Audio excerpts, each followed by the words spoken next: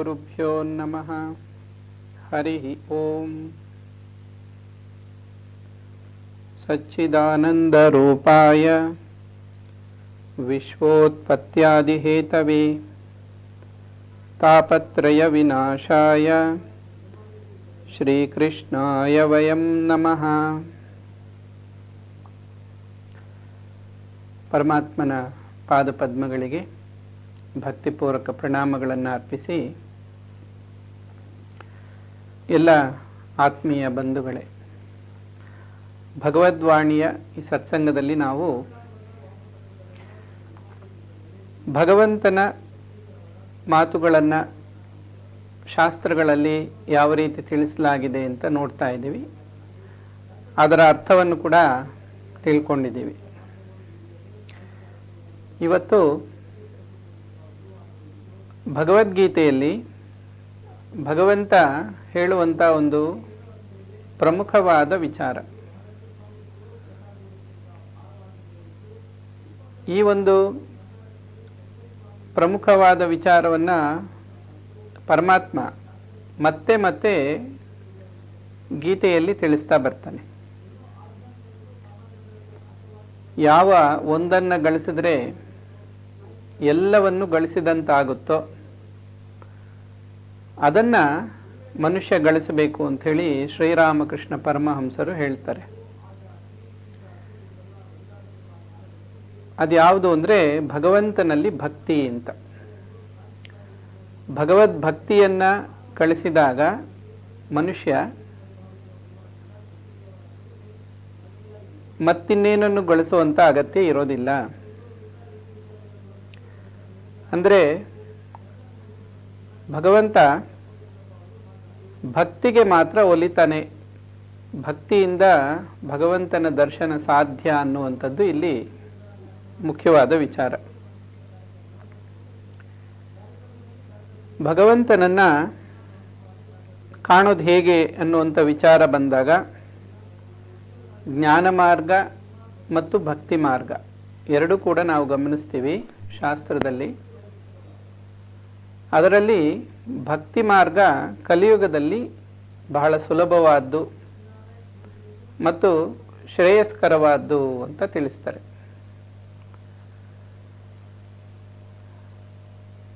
ಅನೇಕ ಮಂದಿ ದಾಸರು ಕೂಡ ಈ ಭಕ್ತಿಯ ಮಹಿಮೆ ಬಗ್ಗೆ ತಿಳಿಸ್ತಾರೆ. ಕಲಿಯುಗದಲ್ಲಿ ಹರಿನಾಮವ ನೆನೆದರೆ ಕುಲಕೋಟಿಗಳು ಉದ್ಧರಿಸುವವು ಅಂತ. ಭಗವಂತನಲ್ಲಿ ಭಕ್ತಿಯನ್ನು ಗಳಿಸೋದು ಈ ಒಂದು ಕಲಿಯುಗದಲ್ಲಿ ಬಹಳ ಸುಲಭವಾದ ಒಂದು ಸಾಧನೆಯಾಗಿದೆ. ಇತರ ಯೋಗ ಸಾಧನೆಗಳಿಗಿಂತ ಈ ಭಕ್ತಿ ಯೋಗ ಬಹಳ ಸುಲಭವಾದ್ದು. ಈ ಭಕ್ತಿ ಯೋಗದ ಕುರಿತಾಗಿ ಅನೇಕ ಗ್ರಂಥಗಳಿದೆ. ಆ ಗ್ರಂಥಗಳಲ್ಲಿ ದೇವಋಷಿ ನಾರದರ ಭಕ್ತಿ ಸೂತ್ರಗಳು ಅನ್ನುವಂಥದ್ದು ಕೂಡ ಒಂದು ಪ್ರಸಿದ್ಧವಾದ ಗ್ರಂಥ. ಈ ಭಕ್ತಿ ಸೂತ್ರಗಳಲ್ಲಿ, ನಾರದರ ಭಕ್ತಿ ಸೂತ್ರಗಳಲ್ಲಿ ನಾವು ಭಕ್ತಿಯನ್ನು ಹೇಗೆ ಗಳಿಸಬೇಕು, ಅದರ ವಿಶ್ಲೇಷಣೆ ಏನು, ಇದರ ಬಗ್ಗೆ ಗಮನಿಸ್ತಾ ಬರ್ತೀವಿ. ಹಾಗೆ ಈ ಭಕ್ತಿಯಿಂದ ಪರಮಾತ್ಮನನ್ನು ನಾವು ಹೇಗೆ ಹೋಲಿಸ್ಕೋಬೋದು, ಭಕ್ತಿಯನ್ನು ಗಳಿಸಿದ ಮೇಲೆ ಆ ಭಕ್ತನಿಗೆ ಮತ್ತಿನ್ನೇನೂ ಕೂಡ ಅವಶ್ಯಕತೆ ಇರೋದಿಲ್ಲ. ಅಂಥ ಮಹಿಮೆಯನ್ನು ಉಳ್ಳಂಥದ್ದು ಈ ಭಗವದ್ಭಕ್ತಿ.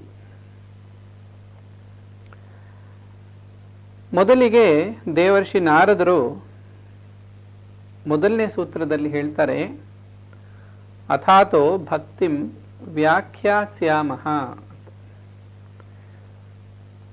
ಭಕ್ತಿ ಎನ್ನುವಂಥದ್ದು ಬಹಳ ಮುಖ್ಯವಾದ್ದು, ಹಾಗೆ ಅತಿ ಉತ್ಕೃಷ್ಟವಾದ್ದು ನಮ್ಮ ಜೀವನದಲ್ಲಿ. ಹಾಗಾಗಿ ಈಗ ಆ ಭಕ್ತಿಯನ್ನು ನಾವು ವ್ಯಾಖ್ಯಾನ ಮಾಡ್ತಿದ್ದೀನಿ ಅಂತ ಶುರು ಮಾಡ್ತಾರೆ. ಈ ಭಕ್ತಿ ಎನ್ನುವಂತಹ ಪದಕ್ಕೆ ನಾವು ಅರ್ಥವನ್ನು ಗಮನಿಸಿದಾಗ ಭಜ್ ಧಾತು ಕ್ತಿನ್ ಪ್ರತ್ಯಯ ಅನ್ನುವಂತಹ ಈ ಎರಡು ಪದಗಳು ವ್ಯಾಕರಣದಲ್ಲಿ ಅವೆರಡು ಸೇರಿ ಭಕ್ತಿ ಅಂತ ಆಗುತ್ತೆ. ಈ ಭಕ್ತಿಯನ್ನು ನಾವು ಯಾವ ರೀತಿ ಅರ್ಥ ಮಾಡ್ಕೋಬಹುದು ಅಂದಾಗ, ಎರಡನೇ ಸೂತ್ರದಲ್ಲಿ ದೇವಋಷಿ ನಾರದರು ಹೇಳ್ತಾರೆ, ಸಾ ತ್ವಸ್ಮಿನ್ ಪರಮ ಪ್ರೇಮ ರೂಪ ಅಂತ. ಸಾ ತು ಅಸ್ಮಿನ್ ಅನ್ನುವಂತಹ ಪದ, ಎರಡು ಪದಗಳದು ಪರಮ ಪ್ರೇಮ ರೂಪವಾದದ್ದು ಅಂತ. ಭಕ್ತಿಯ ಬಗ್ಗೆ ಸಾಮಾನ್ಯವಾಗಿ ಜನಸಾಮಾನ್ಯರಲ್ಲಿ ಅಥವಾ ಸಮಾಜದಲ್ಲಿ ಒಂದು ಕಲ್ಪನೆ ಇರುತ್ತೆ. ಭಕ್ತಿ ಅಂದರೆ ಭಗವಂತನನ್ನು ಪೂಜಿಸೋದು, ಭಗವಂತನಿಗೆ ನಾವು ಏನೋ ಸೇವೆ ಮಾಡೋದು, ವ್ರತವನ್ನು ಮಾಡೋದು,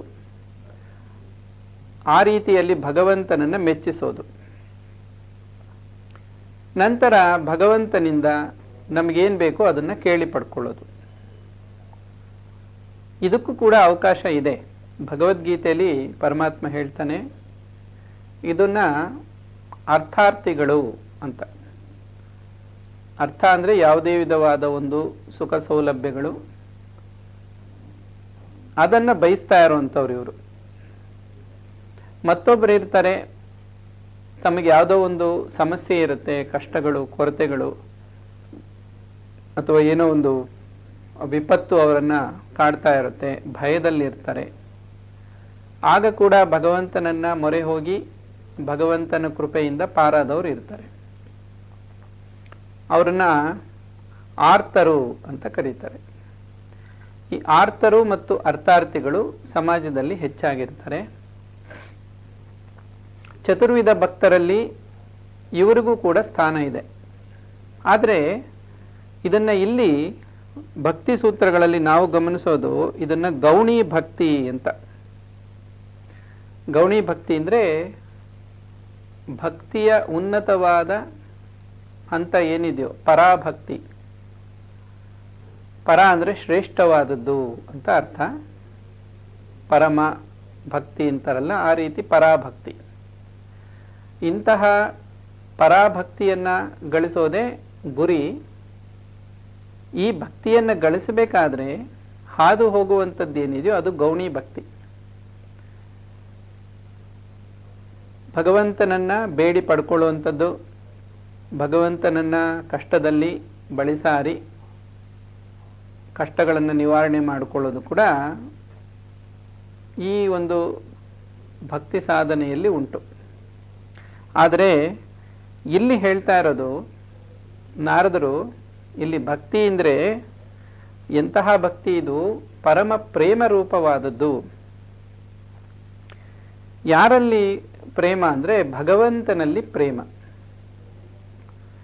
ಪ್ರೇಮ ಅನ್ನುವಂತಹ ಪದಕ್ಕೆ ಕಬೀರ್ ದಾಸರು ಒಂದು ಕಡೆ ಹೇಳ್ತಾರೆ, ಪ್ರೇಮವೆಂಬ ಎರಡಕ್ಷರವ ಅರಿತವನೇ ಪಂಡಿತ ಅಂತ. ಅಂದರೆ ಇದು ಹೃದಯಕ್ಕೆ ಸಂಬಂಧಪಟ್ಟಿದ್ದು, ಬುದ್ಧಿಗಲ್ಲ. ಯಾವತ್ತು ಅನುರಾಗ ಅಥವಾ ಪ್ರೇಮ ಅನ್ನುವಂಥದ್ದು ಹೃದಯದಿಂದ ಹೊರಹೊಮ್ಮುತ್ತೆ. ಅದು ಭಗವಂತನ ಕಡೆ ಹರಿಸಿದಾಗ ಆಧ್ಯಾತ್ಮಿಕ ದೃಷ್ಟಿಕೋನದಲ್ಲಿ ಅದನ್ನು ಭಕ್ತಿ ಅಂತ ಕರೆಯಲ್ಪಡುತ್ತೆ. ಸೊ ಈಗ ನಮಗೆ ನಾರದರು ಹೇಳ್ತಾ ಇರುವಂಥ ಭಕ್ತಿ ಯಾವ ಹಂತದ್ದು ಅಂತ ನಮ್ಗೆ ಅರ್ಥ ಆಗುತ್ತೆ. ಯಾವತ್ತು ಪ್ರೇಮದಲ್ಲಿ ಅಥವಾ ಅನುರಾಗದಲ್ಲಿ ಯಾರ ಬಗ್ಗೆ ನಮಗೆ ಪ್ರೀತಿ ಇರುತ್ತೋ ಅವರಿಂದ ನಾವು ಪಡೆದುಕೊಳ್ಳುವಂಥ ವಿಚಾರ ಬರಲ್ಲ. ಅವರಿಗಾಗಿ ನಾವು ತ್ಯಾಗ ಮಾಡುವಂಥ ವಿಚಾರನೇ ಮುಖ್ಯವಾಗುತ್ತೆ. ಎಲ್ಲಿ ಪ್ರೀತಿ ಇರುತ್ತೋ ಅಲ್ಲಿ ಮಾತ್ರ ತ್ಯಾಗ ಸಾಧ್ಯವಾಗುತ್ತೆ. ತ್ಯಾಗದಿಂದಲೇ ಅಮೃತತ್ವ. ಎಂತಹ ತ್ಯಾಗ ನಡೆಯುತ್ತೆ? ಪರಮಾತ್ಮನಲ್ಲಿ ಪರಮ ಪ್ರೇಮವನ್ನು ಹೊಂದಿರುವಂಥ ಭಕ್ತರು ಅವರು ತಮ್ಮ ಸರ್ವಸ್ವವನ್ನು ಭಗವಂತನಿಗಾಗಿ ತ್ಯಾಗ ಮಾಡ್ತಾರೆ. ಇಲ್ಲಿ ಎಲ್ಲಕ್ಕಿಂತ ಹೆಚ್ಚು ಮನುಷ್ಯ ಪ್ರೀತಿಸೋದು ತನ್ನ ಶರೀರವನ್ನು. ಯಾಕೆಂದರೆ ಶರೀರವೇ ಜೀವನಕ್ಕೆ ಆಧಾರ. ಶರೀರಕ್ಕಿಂತಲೂ ಹೆಚ್ಚಾಗಿ ಭಗವಂತನನ್ನ ಪ್ರೀತಿಸ್ತಾನೆ. ಇನ್ನು ಪರಿವಾರ, ಕುಟುಂಬ, ಸದಸ್ಯರು, ವಸ್ತುಗಳು ಇವೆಲ್ಲ ನಂತರ ಬರುವಂಥದ್ದು. ಅಂದರೆ ಭಗವಂತನಲ್ಲಿ ಪ್ರೀತಿ ಎಂತಹ ಪ್ರೀತಿ ಅಂದರೆ ಉನ್ನತ ಮಟ್ಟದ ಪ್ರೀತಿ. ಆ ಪ್ರೀತಿಯಲ್ಲಿ ಸ್ವಾರ್ಥದ ಲವಲೇಶವೂ ಇಲ್ಲ. ಅಂತಹ ಪ್ರೀತಿಯನ್ನು ಇಲ್ಲಿ ಪರಮ ಪ್ರೇಮ ರೂಪ ಅಂತ ನಾರದರು ಕರೆದಿದ್ದಾರೆ. ಇಂತಹ ನಿಸ್ವಾರ್ಥ ಪ್ರೇಮ ಸ್ವರೂಪವಾದದ್ದು ಭಕ್ತಿ ಅಂತ ನಾವಿಲ್ಲಿ ವ್ಯಾಖ್ಯಾನ ಮಾಡ್ತಾ ಇದ್ದೀನಿ ಅಂತ ನಾರದರು ಹೇಳ್ತಾ ಇದ್ದಾರೆ. ಈ ಭಕ್ತಿ ಎಂತಹ ಒಂದು ಉನ್ನತ ಸ್ಥಿತಿಗೆ ಆ ಭಕ್ತನನ್ನು ಕರೆದುಕೊಂಡು ಹೋಗುತ್ತೆ ಅದನ್ನು ನಾವು ಮುಂದಿನ ಸೂತ್ರದಲ್ಲಿ ಗಮನಿಸ್ತೀವಿ. 3ನೇ ಸೂತ್ರ ನಾರದರು ಹೇಳುವಂಥದ್ದು ಅಮೃತ ಸ್ವರೂಪಾಚ ಅಂತ. ಭಕ್ತಿ ಎನ್ನುವಂಥದ್ದು ಪರಮ ಪ್ರೇಮ ಸ್ವರೂಪ, ಹಾಗೆ ಇದು ಅಮೃತ ಸ್ವರೂಪ. ಅಮೃತ ಅಂದರೆ ಸಾಮಾನ್ಯ ಅರ್ಥದಲ್ಲಿ ದೇವಲೋಕದಲ್ಲಿ ದೇವತೆಗಳು ಪಾನ ಮಾಡುವಂಥದ್ದು ಅಂತೆಲ್ಲ ಪುರಾಣಗಳಲ್ಲಿ ಗಮನಿಸುವಂಥದ್ದು. ಆದರೆ ಅದರ ವ್ಯಾಖ್ಯಾನ ನೋಡಿದಾಗ ವ್ಯಾಕರಣಬದ್ಧವಾಗಿ ನಾ ಮೃತ ಅಮೃತ ಅಂತ, ಯಾವುದಕ್ಕೆ ನಾಶ ಇಲ್ಲವೋ ಅದನ್ನು ಅಮೃತ ಅಂತ ಕರೆದಿದೆ. ಶಾಶ್ವತವಾದದ್ದು, ನಿತ್ಯವಾದದ್ದು ಅದನ್ನು ಅಮೃತ ಅಂತ ಕರೆದಿದೆ. ಇಲ್ಲಿ ಭಕ್ತಿ ಪರಮ ಪ್ರೇಮ ಸ್ವರೂಪ ಅಂತ ಹೇಳಿದ ಮೇಲೆ ನಾರದರು ಅಮೃತ ಸ್ವರೂಪ ಚ ಅಂತ, ಚ ಅಂದರೆ ಮತ್ತು ಅಂತ, ಪರಮ ಪ್ರೇಮ ಸ್ವರೂಪವಾದದ್ದು, ಅಲ್ಲಿ ಸ್ವಾರ್ಥದ ಲವಲೇಶವೂ ಇಲ್ಲ, ಏನನ್ನೂ ಬಯಸದೆ ಭಗವಂತನನ್ನು ಪ್ರೀತಿಸೋದು, ಮತ್ತು ಅದು ಅಮೃತ ಸ್ವರೂಪವಾಗಿದೆ. ಅಮೃತ ಅಂದರೆ ಶಾಶ್ವತವಾಗಿ ಅದು ನಮ್ಮನ್ನು ನಿತ್ಯ ಸತ್ಯದ ಕಡೆ ಕರೆದುಕೊಂಡು ಹೋಗುವಂಥದ್ದು, ನಿತ್ಯಾನಂದದಲ್ಲಿ ನಮ್ಮನ್ನು ಇರಿಸುವಂಥದ್ದು, ಮರಣವನ್ನು ಗೆಲ್ಲುವಂಥದ್ದು, ಮರಣವನ್ನು ಮೀರಿರುವಂಥದ್ದು, ಈ ಅರ್ಥವೆಲ್ಲ ನಾವು ಗಮನಿಸ್ಬೋದು. ಅಂತಹ ಅಮೃತ ಸ್ವರೂಪವಾದದ್ದು ಈ ಭಕ್ತಿ. ಪ್ರೇಮ ಸ್ವರೂಪ, ಅಮೃತ ಸ್ವರೂಪ. ಇದನ್ನು ಯಾಕೆ ಜೊತೆಗೆ ಸೇರಿಸಿದ್ದು ಅಂದರೆ ಇಲ್ಲಿ ನಾವು ಇಷ್ಟ ಅರ್ಥ ಮಾಡ್ಕೋಬೋದು. ಪ್ರೇಮ ಅನ್ನುವಂಥದ್ದು ಸಾಮಾನ್ಯವಾಗಿ ಈ ಇಹಲೋಕದಲ್ಲಿ ಶರೀರಗಳ ಮಧ್ಯೆ ಉಂಟಾಗುತ್ತೆ. ಒಬ್ಬ ವ್ಯಕ್ತಿಗೂ ಇನ್ನೊಬ್ಬ ವ್ಯಕ್ತಿಗೂ ಶರೀರ ಇರೋವರೆಗೂ ಇರುತ್ತೆ, ನಂತರ ಅದು ಹೊರಟೋಗುತ್ತೆ. ಶರೀರ ಅನಿತ್ಯ ಆದಮೇಲೆ ಆ ವ್ಯಕ್ತಿಗಳ ನಡುವೆ ಉಂಟಾದ ಪ್ರೀತಿ, ವಿಶ್ವಾಸ, ಪ್ರೇಮ ಕೂಡ ಅನಿತ್ಯವೇ ಆಗಿರುತ್ತೆ. ಆದರೆ ಇಲ್ಲಿ ಭಗವಂತನಲ್ಲಿ ಭಕ್ತಿ ಅಂತಹ ಅನಿತ್ಯವಾದದ್ದಲ್ಲ, ಶಾಶ್ವತವಾದ್ದು. ಯಾಕೆಂದರೆ ಭಕ್ತಿಯನ್ನು ಗಳಿಸಿದ ಮೇಲೆ ಆ ಭಕ್ತ ಮತ್ತೊಂದು ಜನ್ಮ ಅಂತ ಇದ್ರೂ ಕೂಡ ಅವನು ಆ ಜನ್ಮದಲ್ಲೂ ಕೂಡ ಭಗವಂತನನ್ನೇ ಪ್ರೀತಿಸ್ತಾ ಇರ್ತಾನೆ. ಬೇರೆ ಯಾವುದರಲ್ಲೂ ಅವನಿಗೆ ಆಸಕ್ತಿ ಇರೋದಿಲ್ಲ. ಭಗವತ್ ಪ್ರೇಮವೇ ಅವನಿಗೆ ಬಹಳ ಮುಖ್ಯವಾದದ್ದಾಗಿರುತ್ತೆ. ಅಂದರೆ ಎಷ್ಟೇ ಜನ್ಮಗಳು ಕಳೆದರೂ ಕೂಡ ಭಗವದ್ಭಕ್ತಿ ಎನ್ನುವಂಥದ್ದು ಹೆಚ್ಚಾಗ್ತಾ ಇರುತ್ತೆ, ಹಾಗೆ ನಿಲ್ಲುವಂಥದ್ದು, ಶಾಶ್ವತವಾಗಿ ಇರುವಂಥದ್ದು. ಪ್ರಾಪಂಚಿಕ ಪ್ರೀತಿ ಪ್ರೇಮ ಏನಿರುತ್ತೋ ಅದು ಶರೀರದವರೆಗೂ ಇರುತ್ತೆ, ಶರೀರ ಅಳಿಯೋವರೆಗೂ ಅಥವಾ ನಾಶವಾಗೋವರೆಗೂ ಶರೀರದೊಂದಿಗೆ ಅದು ಕೂಡ ಮುಗ್ದು ಹೋಗುತ್ತೆ. ಹಾಗಾಗಿ ಇಲ್ಲಿ ನಾರದರು ಈ ಪದವನ್ನು ಸೇರಿಸಿದ್ದಾರೆ. ಇದು ಪರಮ ಪ್ರೇಮ ಸ್ವರೂಪ ಮಾತ್ರ ಅಲ್ಲ, ಈ ಭಗವದ್ಭಕ್ತಿ ಎನ್ನುವಂಥದ್ದು ಅಮೃತ ಸ್ವರೂಪವೂ ಆಗಿದೆ. ಅಂದರೆ ಶಾಶ್ವತವಾದದ್ದು, ಮರಣವನ್ನು ಮೀರಿರುವಂಥದ್ದು. ಅಂದರೆ ಮೃತ್ಯುವಿಗೂ ಕೂಡ ಈ ಭಕ್ತಿಯನ್ನು ಮೀರೋದಕ್ಕಾಗಲಿ ಅದನ್ನು ನಾಶಪಡಿಸೋದಕ್ಕಾಗಲಿ ಸಾಧ್ಯ ಇಲ್ಲ. ಅಂದರೆ ಮರಣವನ್ನು ಕೂಡ ನಾವು ಗೆಲ್ಲಬಹುದು, ಮೃತ್ಯುವಿನ ಗೆಲ್ಲಬಹುದು, ಮೃತ್ಯುವಿಗೆ ಅತೀತರಾಗ್ಬೋದು ಅನ್ನುವಂಥ ಅರ್ಥ ಇದು. ಅಂತಹ ಪ್ರೇಮ ಸ್ವರೂಪವು ಅಮೃತ ಸ್ವರೂಪವು ಆಗಿರುವಂಥ ಈ ಭಕ್ತಿಯನ್ನು ಯಾರು ಪಡ್ಕೊಳ್ತಾರೋ, ಈಗ ಎಷ್ಟೋ ಜನ್ಮಗಳ ಪುಣ್ಯ ಬಲದಿಂದ ಇಂತಹ ಒಂದು ಭಕ್ತಿ ಪ್ರಾಪ್ತಿಯಾಗಿದೆ. ಎಷ್ಟೋ ಜನ ಇಂಥ ಭಕ್ತಿಯನ್ನು ಹೊಂದಿರುವಂಥವರು ನಾವು ಇತಿಹಾಸದಲ್ಲಿ ನೋಡ್ತೀವಿ. ಈಗಲೂ ಕೂಡ ಎಷ್ಟೋ ಜನ ಅಂಥ ಭಕ್ತರು ಇದ್ದಾರೆ. ಈ ಭಕ್ತರು ಭಕ್ತಿಯನ್ನು ಗಳಿಸಿದ ಮೇಲೆ ಅವರೇನಾಗ್ತಾರೆ? ಭಕ್ತಿಯ ಸ್ವರೂಪ ಏನು ಅಂತ ಹೇಳಿದ್ರು ಈ 2 ಸೂತ್ರಗಳಲ್ಲಿ.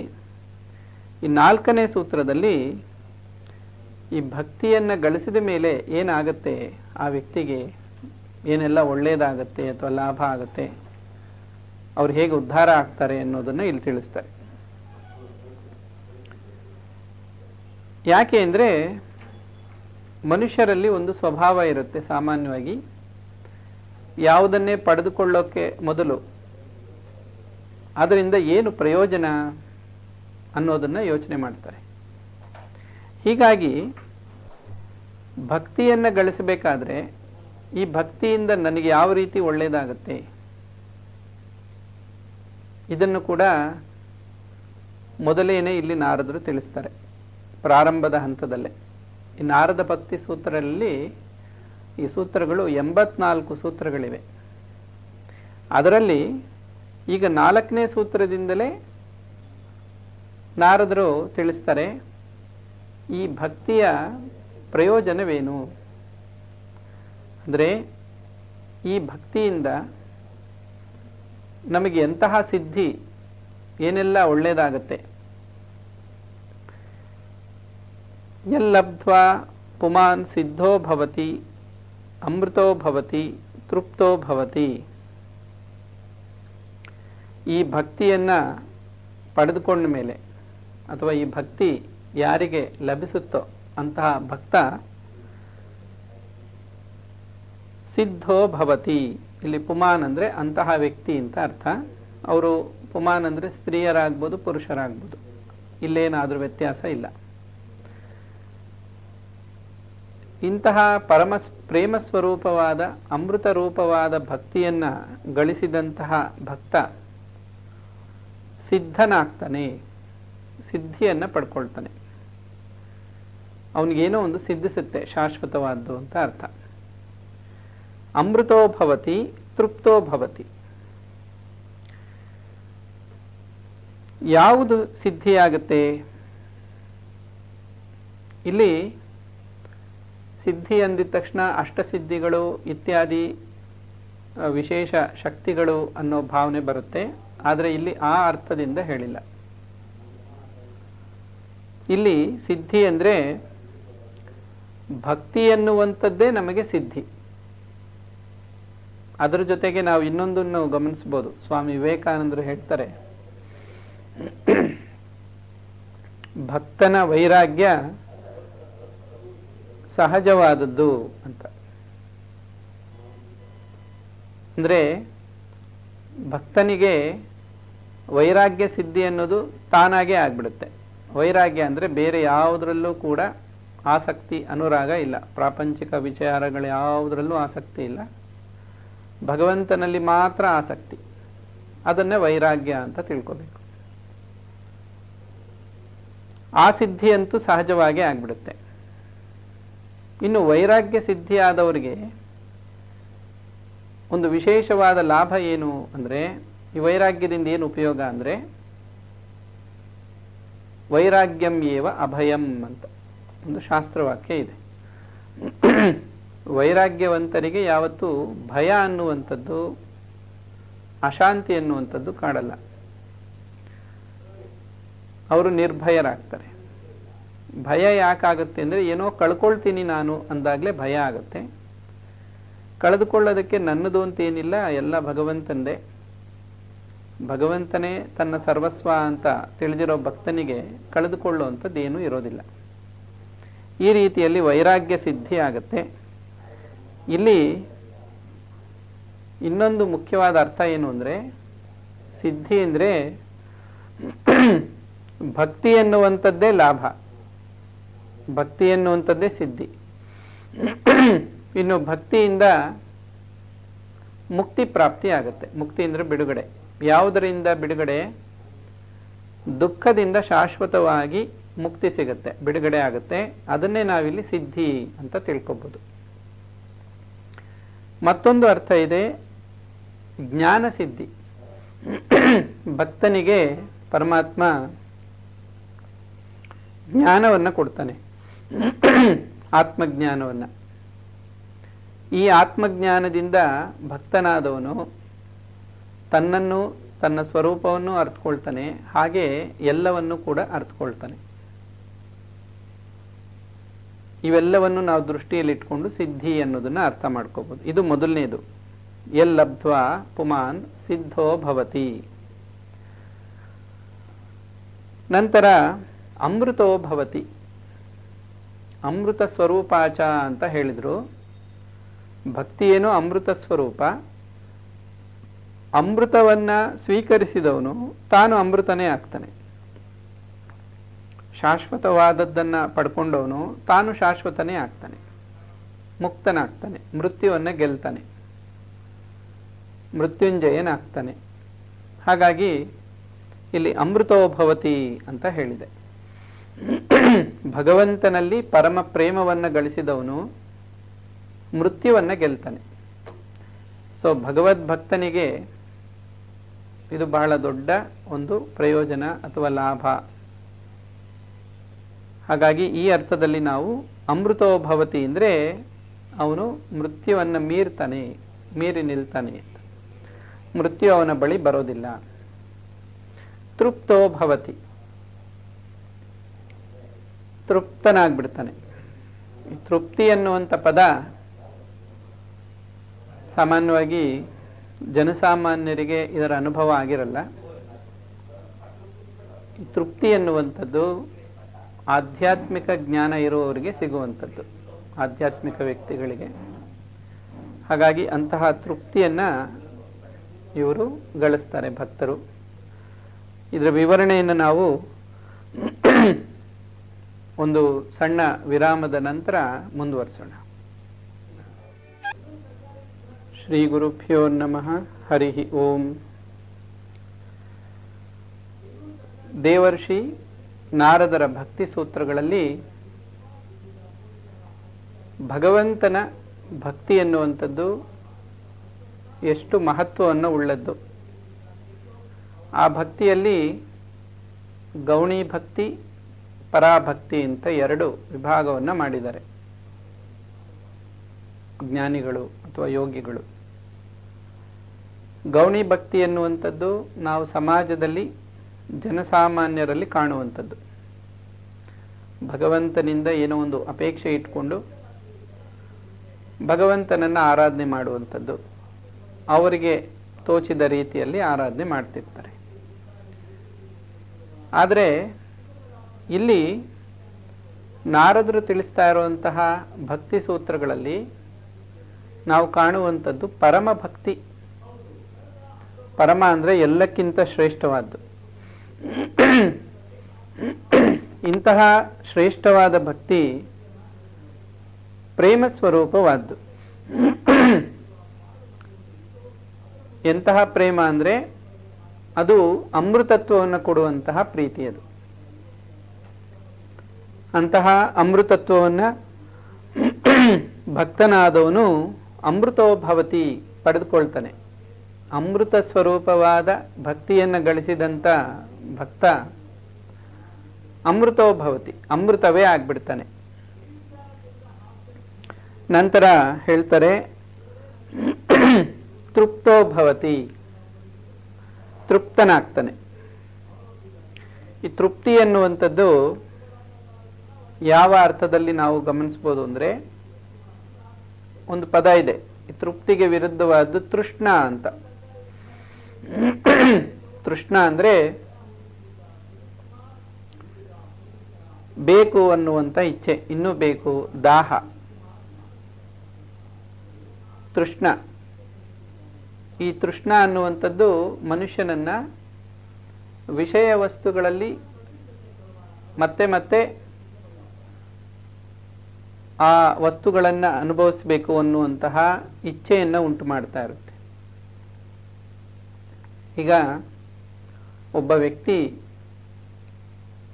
ಬಹಳಷ್ಟು ಸಮಯದಿಂದ ನೀರನ್ನು ಕುಡಿದೇ ಇದ್ದಾಗ ಅವನಿಗೆ ಎಷ್ಟು ದಾಹದ ಅನುಭವ ಆಗ್ತಾ ಇರುತ್ತೋ, ಕಷ್ಟ ಆಗ್ತಾ ಇರುತ್ತೋ, ಅಂತಹ ಅನುಭವ ಸಾಮಾನ್ಯ ವ್ಯಕ್ತಿಗಳಲ್ಲಿ ಅವರ ಹೃದಯದಲ್ಲಿ ಆ ತೃಷ್ಣ ಅನ್ನುವಂಥದ್ದು ಕಾಡ್ತಾ ಇರುತ್ತೆ.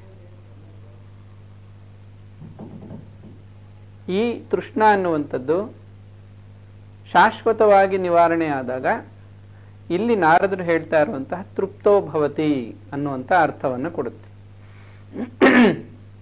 ಈ ಭಕ್ತಿಯನ್ನು ಗಳಿಸಿದ ಮೇಲೆ ಇನ್ಯಾವ ವಿಷಯ ವಸ್ತುಗಳ ತೃಷ್ಣ ಆ ಭಕ್ತನಿಗೆ ಉಳಿಯೋದಿಲ್ಲ. ಅಂದರೆ ಅತೃಪ್ತಿ ಅಥವಾ ಬೇಕು ಅನ್ನುವಂಥದ್ದು ಅವನಿಗೆ ಇರೋದಿಲ್ಲ. ಮತ್ತಿನ್ನೇನು ಬೇಕು ಅನ್ನುವಂತಹ ಇಚ್ಛೆ ಇಲ್ಲದೇ ಇದ್ದಾಗ ಮನಸ್ಸು ಶಾಂತವಾಗುತ್ತೆ. ಹಾಗಾಗಿ ಭಕ್ತಿಯನ್ನು ಗಳಿಸಿದವರು ಪರಮ ಶಾಂತ ಸ್ವರೂಪರಾಗ್ತಾರೆ. ನಾವು ಭಕ್ತರ ಚರಿತ್ರೆಗಳಲ್ಲಿ ಇದನ್ನು ಗಮನಿಸ್ತೀವಿ.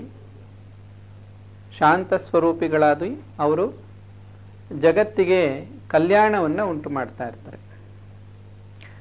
ಹಾಗೆ ಅವರಿಗೆ ಮೃತ್ಯುವಿನ ಭಯ ಅನ್ನುವಂಥದ್ದು ಕೂಡ ಇರೋದಿಲ್ಲ.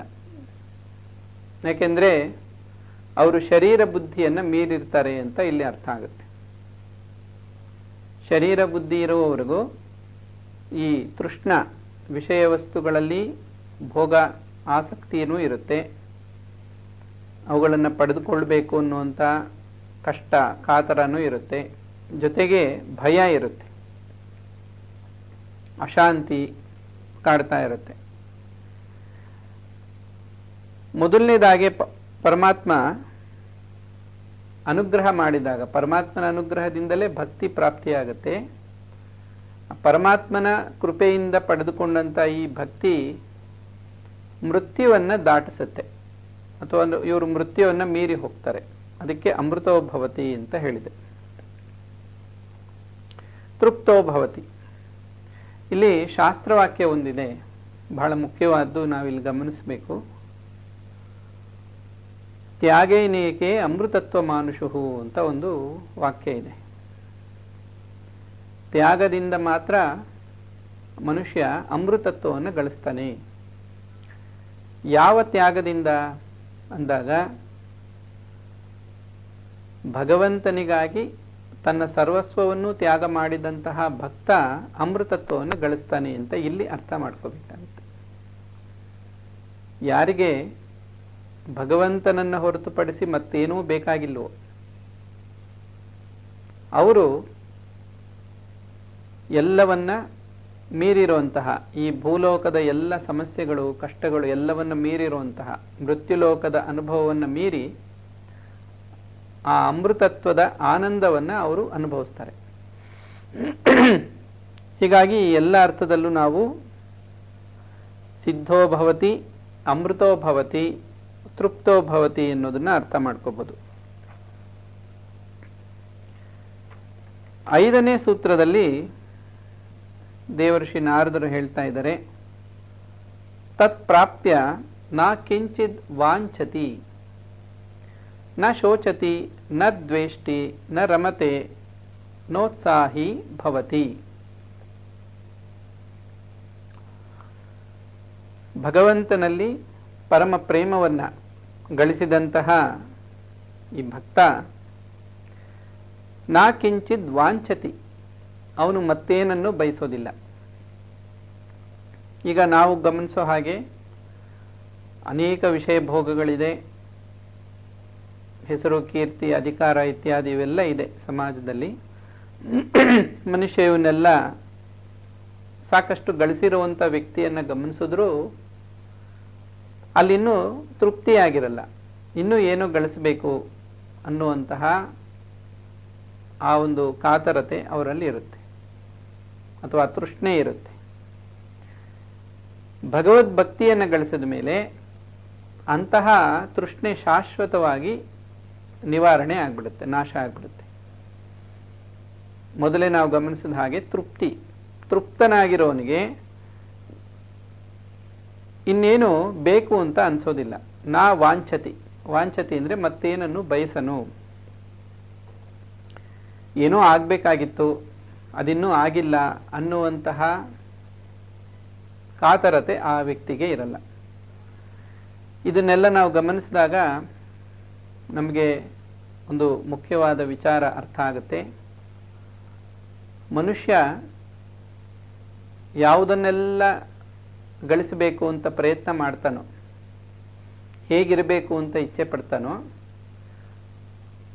ಆನಂದವಾಗಿರಬೇಕು ಅಂತ, ಅವೆಲ್ಲವೂ ಕೂಡ ಈ ಭಕ್ತಿ ಒಂದರಿಂದಲೇ ನಮಗೆ ಪ್ರಾಪ್ತಿಯಾಗುತ್ತೆ ಎನ್ನುವುದು ಈ ಸೂತ್ರಗಳಲ್ಲಿ ನಾವು ಗಮನಿಸ್ತೀವಿ.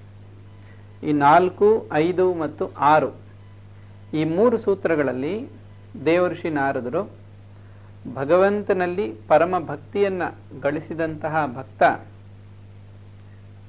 ಅವನು ಎಂತಹ ಒಂದು ಪರಿಸ್ಥಿತಿ ಅಥವಾ ಎಂತಹ ಒಂದು ಮನಸ್ಥಿತಿಯನ್ನು ಹೊಂದಿರ್ತಾನೆ, ಅಥವಾ ಅವನ ಹಂತ ಉನ್ನತವಾದ ಸ್ಥಿತಿ ಎಂಥದ್ದು, ಸಾಮಾನ್ಯರಿಗೆ ಇದು ಅರ್ಥ ಆಗಲ್ಲ. ಆದರೆ ಇದನ್ನು ಋಷಿಗಳು ಬಹಳ ವಿವರವಾಗಿ ತಿಳಿಸಿದ್ದಾರೆ.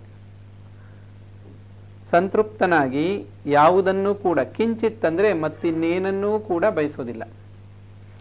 ಹಾಗಾದರೆ ಒಂದು ಪ್ರಶ್ನೆ ಬರುತ್ತೆ, ಅವನಿಗೆ ಶರೀರ ಇರುತ್ತಲ್ವಾ, ಶರೀರಕ್ಕಾದರೂ ಆಹಾರ ಇತ್ಯಾದಿ ಅವುಗಳನ್ನಾದರೂ ಅವನು ಪಡ್ಕೊಳ್ಳೋ ಪ್ರಯತ್ನ ಮಾಡಲೇಬೇಕಲ್ಲ, ಅದು ಕೂಡ ಬಯಸುವಂಥದ್ದೇ ಅಂತ ಒಂದು ಪ್ರಶ್ನೆ ಬರುತ್ತೆ. ಆಗ ಅದಕ್ಕೆ ಉತ್ತರ ಕೂಡ ನಾವು ಈ ಭಕ್ತಿ ಯೋಗದಲ್ಲಿ ಗಮನಿಸ್ತೀವಿ. ಭಗವಂತನಲ್ಲಿ ಪರಮ ಪ್ರೇಮವನ್ನು ಹೊಂದಿರುವಂತಹ ಭಕ್ತ, ಅಂತ ಭಕ್ತನಿಗೆ ಶರೀರದ ಯಾವುದೇ ಇಚ್ಛೆ ಇರೋದಿಲ್ಲ. ಅವನಿಗೆ ಶರೀರ ಇರೋದಕ್ಕಿಂತ ಇಲ್ಲದೆ ಇರೋದೇ ಆನಂದ ಅನ್ನೋದು ಅರ್ಥ ಆಗಿರುತ್ತೆ. ಹಾಗೇನೆ ಭಗವಂತನ ನಾಮಾಮೃತವನ್ನು ಸವಿತ, ಭಗವಂತನ ಧ್ಯಾನದಲ್ಲಿ ಭಗವಂತನ ಸ್ಮರಣೆಯಲ್ಲಿರುವಂಥ ಭಕ್ತನಿಗೆ ಶರೀರ ಬುದ್ಧಿ ಅನ್ನುವಂಥದ್ದು ಬಹಳ ಕಡಿಮೆ ಆಗೋಗಿರುತ್ತೆ. ಇಲ್ಲವೇ ಇಲ್ಲ ಅಂತ ಕೂಡ ನಾವು ಅರ್ಥ ಮಾಡ್ಕೋಬೋದು. ಶರೀರ ಬುದ್ಧಿಯನ್ನೇ ತ್ಯಜಿಸಿರೋನಿಗೆ ಇನ್ನು ಅದಕ್ಕೆ ಯೋಗಕ್ಷೇಮ ಹೇಗೆ ಅನ್ನುವಂಥ ಚಿಂತೆ ಇರಲ್ಲ. ಯಾರಿಗಿನ್ನು ಶರೀರ ಬುದ್ಧಿ ಇದೆಯೋ ಅವರು ಶರೀರದ ಯೋಗಕ್ಷೇಮದ ಕುರಿತಾಗಿ ಯೋಚನೆ ಮಾಡ್ತಾ ಇರ್ತಾರೆ. ಆದರೆ ಭಗವದ್ಭಕ್ತನಿಗೆ ತನ್ನ ಶರೀರಕ್ಕಿಂತಲೂ ಹೆಚ್ಚು ಪ್ರೀತಿ ಪರಮಾತ್ಮನಲ್ಲಿರುತ್ತೆ. ಹಾಗಾಗಿ ಶರೀರದ ಅವಶ್ಯಕತೆಗಳು ಕೂಡ ಅವನಿಗೆ ಬೇಕಾಗಿರಲ್ಲ. ಅದಕ್ಕೆ ಇಲ್ಲಿ ಕಿಂಚಿದ್ ನಾ ವಾಂಛತಿ ಅಂತ ತಿಳಿಸಿದೆ. ನಂತರ ನಾ ಶೋಚತಿ, ಭಗವದ್ಭಕ್ತನಿಗೆ ಪರಮ ಭಕ್ತಿಯನ್ನು ಹೊಂದಿರುವಂಥ ಭಕ್ತನಿಗೆ ಯಾವುದೇ ಶೋಕ ಇರೋದಿಲ್ಲ. ಶೋಕ ಅನ್ನುವಂಥದ್ದು ಮನುಷ್ಯರಿಗೆ ಯಾವಾಗ ಉಂಟಾಗುತ್ತೆ, ತಮಗೆ ಇಷ್ಟವಾದದ್ದನ್ನು ಅಥವಾ ಗಳಿಸಿರೋದನ್ನು ಕಳೆದುಕೊಂಡಾಗ. ಯಾವುದನ್ನು ಅವರು ಇಷ್ಟಪಡ್ತಿರ್ತಾರೆ, ಬಹಳ ಪ್ರಯತ್ನಪೂರ್ವಕವಾಗಿ ಅದನ್ನು ಪಡ್ಕೊಂಡಿರ್ತಾರೆ, ಅದು ಆ ಸಮಯ ಬಂದಾಗ ದೂರ ಆಗಲೇಬೇಕು. ಆ ರೀತಿ ಅದು ದೂರ ಆಗುತ್ತೆ ಅಥವಾ ಕಳ್ಕೊಳ್ತಾರೆ, ನಾಶವಾಗಿಬಿಡುತ್ತೆ. ಆಗ ಅವರಿಗೆ ತುಂಬ ಶೋಕ ಉಂಟಾಗುತ್ತೆ.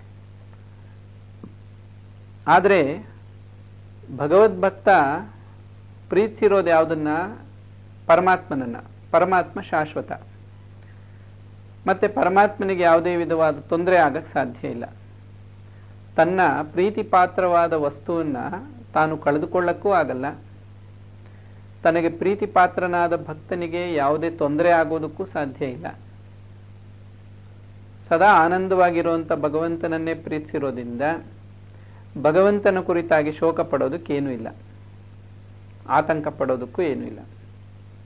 ಹಾಗಾದರೆ ಇನ್ನು ತನ್ನ ಬಗ್ಗೆ ಏನಾದರೂ ಚಿಂತೆ ಮಾಡಬೇಕು ಅನ್ನೋದಾದರೆ, ತನ್ನ ಸರ್ವಸ್ವವೂ ಪರಮಾತ್ಮ ಅಂತ ಭಾವಿಸಿರುವಂಥ ಭಕ್ತನಿಗೆ ತನಗಿಂತ ಭಗವಂತ ಪ್ರತ್ಯೇಕ ಅನ್ನೋ ಭಾವನೆನೇ ಇರಲ್ಲ. ಭಗವಂತನಲ್ಲಿ ಒಂದಾಗಿರೋನು. ಆಗಲೇ ತಿಳಿಸಿದ ಹಾಗೆ ಭಜ ಧಾತು ಅಂದರೆ ಭಜ ಅಂದರೆ ಒಂದು ಮಾಡೋದು ಅಂತ. ಭಗವಂತನಲ್ಲಿ ಭಕ್ತಿಯಿಂದ ಒಂದಾಗಿರುವಂಥ ಈ ಪರಮ ಭಕ್ತನಿಗೆ ಶೋಕ ಪಡೋದಕ್ಕೆ ಯಾವುದೇ ಕಾರಣವೇ ಇಲ್ಲ. ತನಗೂ ಭಗವಂತನಿಗೂ ಭೇದವನ್ನು ಕೂಡ ಅವನು ಕಾಣ್ತಾ ಇರಲ್ಲ.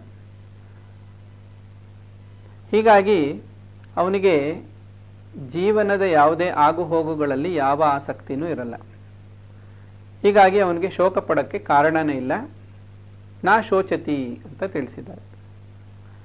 ನ ದ್ವೇಷ್ಟಿ, ಭಗವದ್ಭಕ್ತ ಯಾರನ್ನು ದ್ವೇಷಿಸೋದಿಲ್ಲ. ಹಾಗೆ ಈ ದ್ವೇಷ ಅನ್ನೋದು ಘಟನೆಯ ಬಗ್ಗೆ ಕೂಡ ಇರುತ್ತೆ. ಹೀಗಾಗಬಾರ್ದಾಗಿತ್ತು ಅಂತ ಒಂದು ಬೇಸರ ಕೂಡ ಇರುತ್ತೆ ಕೆಲವರಲ್ಲಿ. ಆದರೆ ಭಕ್ತನಿಗೆ ಅಂಥ ಭಾವನೆನೇ ಇಲ್ಲ. ಹೀಗಾಗಬೇಕಾಗಿತ್ತು ಅನ್ನೋ ಅಪೇಕ್ಷೆ ಇಲ್ಲ. ನಾ ವಾಂಛತಿ, ಹೀಗಾಗಬಾರ್ದಾಗಿತ್ತು ಅಂತ ಅದನ್ನು ದ್ವೇಷಿಸೋದು ಇಲ್ಲ. ಯಾಕೆಂದರೆ ಈ ಲೋಕ ಭಗವಂತನದು, ಸರ್ವಲೋಕ ಮಹೇಶ್ವರಂ, ಈ ಲೋಕಕ್ಕೆ ಒಡೆಯ ಭಗವಂತ. ಹೀಗಿರುವಾಗ ಈ ಲೋಕದಲ್ಲಿ ಏನೆಲ್ಲ ನಡೀತಾ ಇದೆಯೋ ಅದು ಅವನಿಗೆ ಸೇರಿದ್ದು, ಅವನಿಚ್ಛೆ, ಭಗವಂತನ ಇಚ್ಛೆಗೆ ಅನುಗುಣವಾಗಿ ನಡೀತಾ ಇದೆ. ಹಾಗಾಗಿ ಇದ್ರ ಬಗ್ಗೆ ಚಿಂತೆ ಮಾಡೋ ಅಗತ್ಯವೇ ಇಲ್ಲ ಅನ್ನುವಂಥದ್ದು ಆ ಜ್ಞಾನ ಭಕ್ತನಿಗೆ ಇರುತ್ತೆ. ಭಕ್ತನಿಗಿರುವಂಥ ಒಂದು ಅದ್ಭುತವಾದ ಜ್ಞಾನ ಇದು. ಇದು ಬೇರೆಯವ್ರಿಗಿರಲ್ವ ಅಂದರೆ ಬುದ್ಧಿಮಟ್ಟದಲ್ಲಿ ಕೆಲವ್ರಿಗಿರುತ್ತೆ. ಇವೆಲ್ಲ ಭಗವಂತನದು, ಭಗವಂತನ ಸೃಷ್ಟಿ, ಹಾಗಾಗಿ ಇಲ್ಲಿ ನಮ್ಮದು ಅಂತೇನೂ ಇಲ್ಲ, ಎಲ್ಲವನ್ನು ನಾವು ಬಿಟ್ಟು ಹೋಗೋದೆ, ಇವೆಲ್ಲ ಬುದ್ಧಿಮಟ್ಟದಲ್ಲಿ ಗೊತ್ತಿರುತ್ತೆ ಹೊರತು ಅದರ ವಾಸ್ತವಿಕತೆ ಗೊತ್ತಿರಲ್ಲ. ಆದರೆ ಪರಮ ಭಕ್ತನಿಗೆ ಇದು ಚೆನ್ನಾಗಿ ಅರ್ಥ ಆಗಿರುತ್ತೆ. ಗೊತ್ತಿರೋದು ಬೇರೆ, ಅರ್ಥ ಆಗಿರೋದು ಬೇರೆ. ಇಂಗ್ಲೀಷ್ನಲ್ಲಿ ಕೂಡ 2 ಪದಗಳಿದೆ. ಗೊತ್ತಿರೋದು ಅಂದರೆ ನೋಯಿಂಗ್ ಅಷ್ಟೇ, ಐ ನೋ ಅಂತಾರಲ್ಲ, ನನಗೆ ಗೊತ್ತು ಅಷ್ಟೆ. ಅರ್ಥ ಆಗಿರೋದು ಅಂದರೆ ಐ ಅಂಡರ್ಸ್ಟುಡ್ ಅಂತ, ನನಗೆ ಅರ್ಥ ಆಗಿದೆ, ಅದು ಹೃದ್ಗತ ಆಗಿದೆ. ಭಗವದ್ಭಕ್ತನಿಗೆ ಸತ್ಯ ಹೃದ್ಗತ ಆಗಿರುತ್ತೆ, ಚೆನ್ನಾಗಿ ಹೃದಯದಲ್ಲಿ ನಿಂತಿರುತ್ತೆ, ಸತ್ಯ ಯಾವಾಗಲೂ ನೆನಪಿರುತ್ತೆ. ಹಾಗಾಗಿ ಎಲ್ಲವೂ ಭಗವಂತನ ಇಚ್ಛೆಯಂತೆ ನಡೆಯುತ್ತೆ, ಎಲ್ಲವೂ ಭಗವಂತನಿಗೆ ಸೇರಿದ್ದು. ಹೀಗಿರುವಾಗ ಇಂಥದ್ದು ನಡಿಬಾರ್ದು ಅನ್ನುವಂಥ ದ್ವೇಷ ಇಲ್ಲ. ಎಲ್ಲರೂ ಭಗವಂತನ ಸೃಷ್ಟಿನೇ ಆಗಿರೋದ್ರಿಂದ ಅದು ಸಾಧು ಪ್ರಾಣಿಗಳಾಗಲಿ, ಕ್ರೂರ ಪ್ರಾಣಿಗಳಾಗಲಿ, ಸಜ್ಜನರಾಗಲಿ, ದುರ್ಜನರಾಗಲಿ, ಇವರಲ್ಲಿ ಭೇದವನ್ನು ಅವನು ನೋಡೋದಿಲ್ಲ. ಭಗವದ್ಗೀತೆಯಲ್ಲಿ ಒಂದು ಶ್ಲೋಕ ಬರುತ್ತೆ, ಸಮೌ ಶತ್ರೋಚ ಮಿತ್ರೇಚ ತಥಾ ಮಾನಾಪಮಾನಯೋಹೋ. ಭಗವದ್ಭಕ್ತ ಹೇಗಿರ್ತಾನೆ ಅಂದರೆ ಅವನಿಗೆ ಶತ್ರುಗಳು ಮಿತ್ರರು ಇಬ್ಬರು ಒಂದೇ. ಶತ್ರುಗಳು ಮಿತ್ರರು ಯಾರಿಗೆ ಇರ್ತಾರೆ ಅಂದರೆ ಸಾಮಾನ್ಯವಾಗಿ ಸ್ವಾರ್ಥಿಗಳಿಗೆ ಶತ್ರುಗಳು ಇರ್ತಾರೆ, ಮಿತ್ರರು ಇರ್ತಾರೆ. ತಮಗೆ ಯಾರೋ ಒಂದು ಸಹಾಯ ಮಾಡಿದ್ರು, ತಮಗೆ ಪೂರಕವಾಗಿದ್ದಾರೆ, ಸಪೋರ್ಟಿಂಗ್ ಆಗಿದ್ದಾರೆ ಅಂದರೆ ಅವರು ನಮ್ಮ ಮಿತ್ರರು, ನಮ್ಮನ್ನು ಚೆನ್ನಾಗಿ ನೋಡ್ಕೊಳ್ತಾರೆ ಅಂದರೆ ಮಿತ್ರರು ಅಂತ ಭಾವಿಸ್ತಾರೆ. ನಮಗೆ ತೊಂದರೆ ಕೊಡೋರು, ನಮಗೇನೋ ಬೇಡದ್ದನ್ನು ಮಾತನಾಡೋರು, ಈ ಥರದವರೆಲ್ಲ ಶತ್ರುಗಳು ಅಂತ ಭಾವಿಸ್ತಾರೆ. ಭಗವದ್ಭಕ್ತರಿಗೆ ಇವರಿಬ್ಬರೂ ಇರಲ್ಲ. ಯಾಕೆಂದರೆ ಭಗವದ್ಭಕ್ತರಿಗೆ ತನ್ನವನು ಅಂತ ಇರೋನು ಪರಮಾತ್ಮ ಒಬ್ಬನೇ, ಇನ್ಯಾರನ್ನೂ ಕೂಡ ತನ್ನವರು ಅಂತ ಅವರು ಭಾವಿಸೋದಿಲ್ಲ. ತನ್ನದು ಅಂತಲೂ ಏನೂ ಇರೋದಿಲ್ಲ. ತನ್ನದು ಅಂತ ಏನೂ ಇಲ್ಲದೆ ಇರೋದ್ರಿಂದ ಶೋಕ ಇಲ್ಲ. ತನ್ನವರು ಅಂತ ಯಾರು ಇಲ್ಲದೆ ಇರೋದ್ರಿಂದ, ಯಾವ ವ್ಯಕ್ತಿಯಲ್ಲೂ ಆಸಕ್ತಿ ಇಲ್ಲದೆ ಇರೋದ್ರಿಂದ ಅವರಿಗೆ ಶತ್ರುಗಳು ಇರಲ್ಲ, ಮಿತ್ರರು ಇರಲ್ಲ. ಹಾಗಾಗಿ ನ ದ್ವೇಷ್ಟಿ, ಯಾರನ್ನು ಕೂಡ ದ್ವೇಷಿಸೋದಿಲ್ಲ. ಅವರು ತಪ್ಪು ಮಾಡ್ತಾ ಇದ್ದಾರಾ, ಸರಿ ಮಾಡ್ತಾ ಇದ್ದಾರಾ, ಅವ್ರ ಸ್ವಭಾವ ಹೇಗೆ, ಅವರ ನಡವಳಿಕೆ ಏನು, ಅವರ ಚಾರಿತ್ರ್ಯದ ಬಗ್ಗೆ ಆಗಲಿ, ಇದು ಯಾವುದ್ರ ಬಗ್ಗೆನೂ ಯೋಚನೆ ಮಾಡಲ್ಲ. ಯಾಕೆಂದರೆ ಅವನು ತನ್ನ ಮನಸ್ಸನ್ನು, ಬುದ್ಧಿಯನ್ನು ಭಗವಂತನಲ್ಲಿ ನಿಲ್ಲಿಸಿಬಿಟ್ಟಿದ್ದಾನೆ. ಮೈ ಅರ್ಪಿತ ಮನೋಬುದ್ಧಿ, ಇವನೇ ಪರಮಭಕ್ತ. ನೋಡಿ, ಭಗವದ್ಭಕ್ತರಿಗೆ ಮನಸ್ಸು ಬುದ್ಧಿ ಎಲ್ಲವೂ ಕೂಡ ಭಗವಂತನಲ್ಲಿ ಅರ್ಪಣೆ ಮಾಡೋದು ಹೇಗೆ ಅಂತ ಗೊತ್ತಿದೆ. ಜನಸಾಮಾನ್ಯರ ವಿಚಾರವಾದರೂ ಅವರ ಮನಸ್ಸು ಅವ್ರ ಕೈಲೇ ಇರಲ್ಲ. ಅವರಿನ್ ಭಗವಂತನಿಗೆ ಮನಸ್ಸನ್ನು ಸಮರ್ಪಣೆ ಮಾಡೋದಕ್ಕೂ ಸಾಧ್ಯ ಇಲ್ಲ, ಅದು ಗೊತ್ತಿರಲ್ಲ. ಇನ್ನು ಬುದ್ಧಿಯ ಪರಿಮಿತಿಯಲ್ಲಿ ಅವರು ಜೀವನ ಮಾಡ್ತಾ ಇರೋದ್ರಿಂದ ಬುದ್ಧಿಯನ್ನು ಮೀರಿ ಹೋಗೋಕ್ಕಾಗೋದಿಲ್ಲ ಅವ್ರಿಗೆ. ಆದರೆ ಭಗವದ್ಭಕ್ತ ಮನಸ್ಸು ಬುದ್ಧಿಗಳನ್ನು ಮೀರಿ ಆತ್ಮದಲ್ಲಿ ನೆಲೆ ನಿಂತಿರೋನು.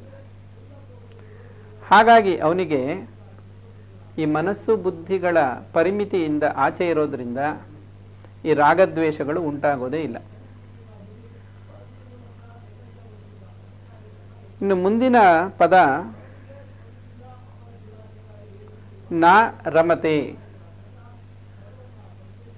ಯಾವುದರಲ್ಲೂ ರಮಿಸೋದಿಲ್ಲ. ನ ಉತ್ಸಾಹಿ ಭವತಿ. ಇವೆರಡು ಕೂಡ ಒಂದು ರೀತಿಯಲ್ಲಿ ಒಂದೇ ಅಂತ, ಒಂದಕ್ಕೊಂದು ಪೂರಕ ಅಂತ ನಾವು ಅರ್ಥ ಮಾಡ್ಕೋಬಹುದು. ಭಗವದ್ಭಕ್ತನಿಗೆ ಯಾವುದರಲ್ಲೂ ಉತ್ಸಾಹ ಇರಲ್ಲ. ಕ್ಯೂರಿಯಾಸಿಟಿ ಅಂತನೋ ಇಂಟ್ರೆಸ್ಟ್ ಅಂತ ನಾವೇನು ಕರಿತೀವಿ, ಆಸಕ್ತಿ, ಆ ಆಸಕ್ತಿ ಇರಲ್ಲ. ಯಾಕೆ ಆಸಕ್ತಿ ಇರಲ್ಲ ಅಂದರೆ ಭಗವಂತನಲ್ಲೇ ಅನುರಕ್ತನಾಗಿರೋದ್ರಿಂದ ಭಗವಂತನನ್ನು ಹೊರತುಪಡಿಸಿ ಇನ್ಯಾವ ವಿಚಾರದಲ್ಲೂ ಅವನಿಗೆ ಆಸಕ್ತಿ ಇರಲ್ಲ. ಆಸಕ್ತಿ ಎಲ್ಲಿರಲ್ವೋ ನಮಗೆ ಅದ್ರ ಬಗ್ಗೆ ಉತ್ಸಾಹನೂ ಇರಲ್ಲ. ಈಗ ಯಾವುದೋ ಒಂದು ವಿಚಾರ ಇರುತ್ತೆ, ಪ್ರಾಪಂಚಿಕ ವಿಚಾರ ಅಥವಾ ಯಾವುದೋ ಒಂದು ಸ್ಪೋರ್ಟ್ಸು ಇನ್ನೇನೋ ಏನೋ ಒಂದು ಇರುತ್ತೆ. ಯಾರಿಗೆ ಅದರ ಬಗ್ಗೆ ಆಸಕ್ತಿ ಇರಲ್ವೋ ಅವರು ಅದನ್ನು ಓದೋಕ್ಕಾಗಲಿ ತಿಳ್ಕೊಳ್ಳೋಕ್ಕಾಗಲಿ ಪ್ರಯತ್ನವೇ ಮಾಡಲ್ಲ. ಅದನ್ನೇ ಇಲ್ಲಿ ನ ಉತ್ಸಾಹಿ ಭವತಿ ಅಂದರೆ ಅನುತ್ಸಾಹಿ ಭವತಿ. ಯಾವುದರಲ್ಲೂ ಉತ್ಸಾಹ ಇರಲ್ಲ ಭಕ್ತನಿಗೆ. ಮತ್ತಿನ್ಯಾವುದರಲ್ಲಿ ಇರುತ್ತೆ ಅಂದರೆ ಭಗವಂತನಲ್ಲಿ ಮಾತ್ರ ಉತ್ಸಾಹ ಇರುತ್ತೆ. ಭಗವದ್ ವಿಚಾರದಲ್ಲಿ ಮಾತ್ರ ಅವನು ಆಸಕ್ತಿಯನ್ನು ವಹಿಸ್ತಾನೆ. ಹಾಗಾಗಿ ನ ರಮತೆ, ಬೇರೆ ಯಾವುದೇ ವಿಷಯಗಳಲ್ಲಿ ರಮಿಸೋದಿಲ್ಲ. ಇಲ್ಲಿ ವಿಷಯಗಳು ಅಂದರೆ ಒಂದು ಶ್ಲೋಕ ನಾವಿಲ್ಲಿ ನೆನಪು ಮಾಡ್ಕೋಬೋದು. ಏಹಿ ಸಂಸ್ಪರ್ಶಜ ಭೋಗಾ ದುಃಖಯೋನಯ ಏವತೆ ಆದ್ಯಂತವಂತಹ ಕೌಂತೆಯ ನತೇಶು ರಮತೆ ಬುಧಃ. ಪರಮಾತ್ಮ ಹೇಳ್ತಾನೆ, ಬುಧಃ ಅಂದರೆ ಜ್ಞಾನಿಗಳು. ಅವರು ಹೇಗಿರ್ತಾರೆ? ಜ್ಞಾನಿಗಳು ಅಂದರೆ ಇಲ್ಲಿ ಭಕ್ತರು ಅಂತ ಕೂಡ ಅರ್ಥ ಮಾಡ್ಕೋಬೇಕು. ಅವರು ಈ ಭೋಗ ವಸ್ತುಗಳೆಲ್ಲವೂ ಕೂಡ ದುಃಖಯೋನಯ, ದುಃಖಕ್ಕೆ ದ್ವಾರಗಳಿವು, ದುಃಖಕ್ಕೆ ಕಾರಣ ಆಗುವಂಥದ್ದು ಅಂತ ಅರ್ತಿರ್ತಾರೆ. ಆದ್ಯಂತವಂತಹ, ಈಗಿರುತ್ತೆ ಈಗಿರಲ್ಲ, ಅನಿತ್ಯವಾದದ್ದು, ಒಂದಿನ ಮುಗಿದೋಗುತ್ತೆ. ಹಾಗಾಗಿ ಅವುಗಳಲ್ಲಿ ರಮಿಸೋದಿಲ್ಲ. ಯಾವುದರಲ್ಲಿ ರಮಿಸ್ತಾರೆ ಹಾಗಾದ್ರೆ ಅಂದರೆ ಭಗವಂತನ ವಿಚಾರಗಳಲ್ಲಿ,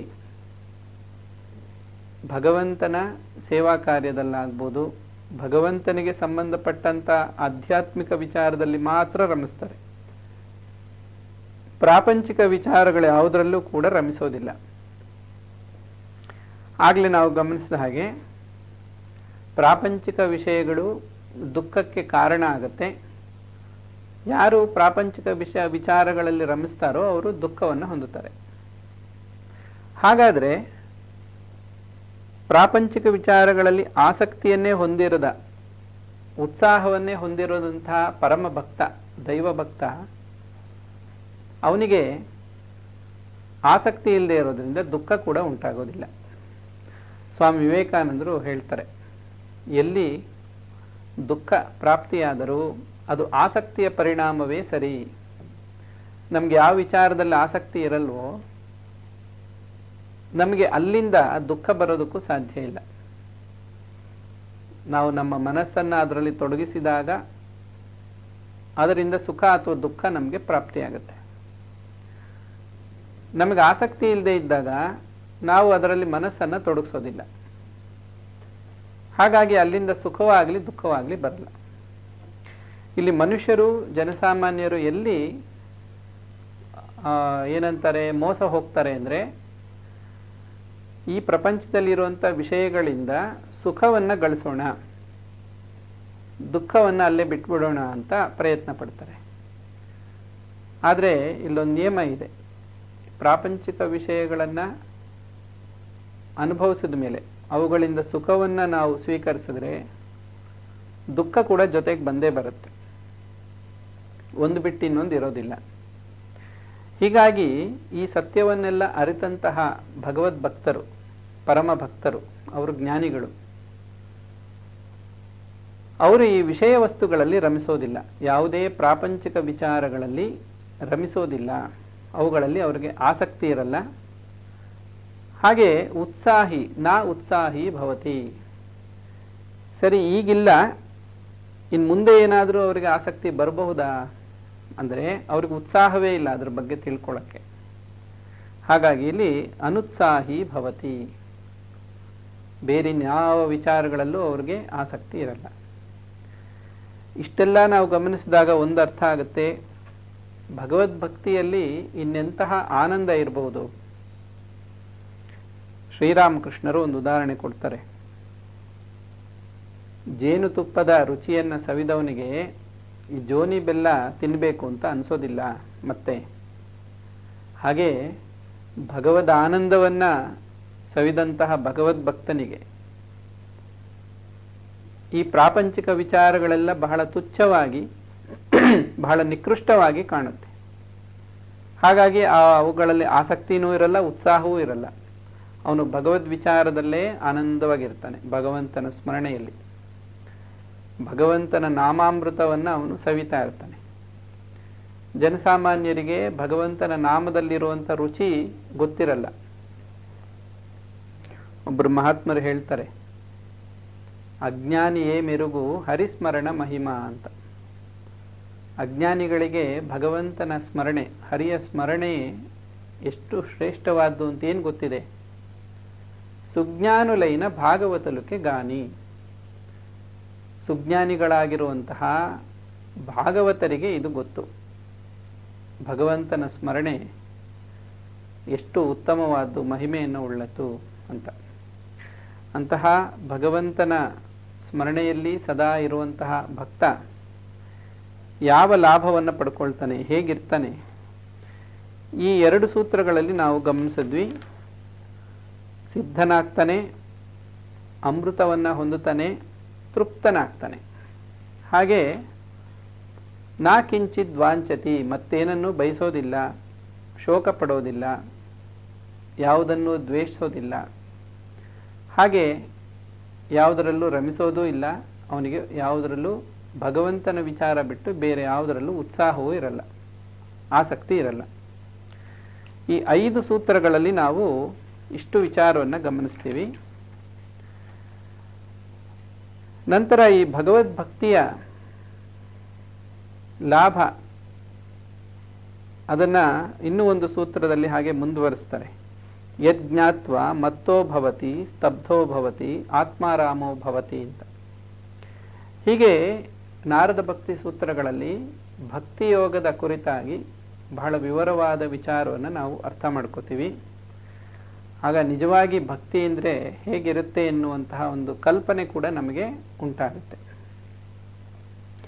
ನಾವು ಭಗವಂತನ ಭಕ್ತರಾಗಬೇಕು ಅನ್ನುವಂತಹ ಇಚ್ಛೆ ಕೂಡ, ಆ ಸಂಕಲ್ಪ ಕೂಡ ಉಂಟಾಗುತ್ತೆ.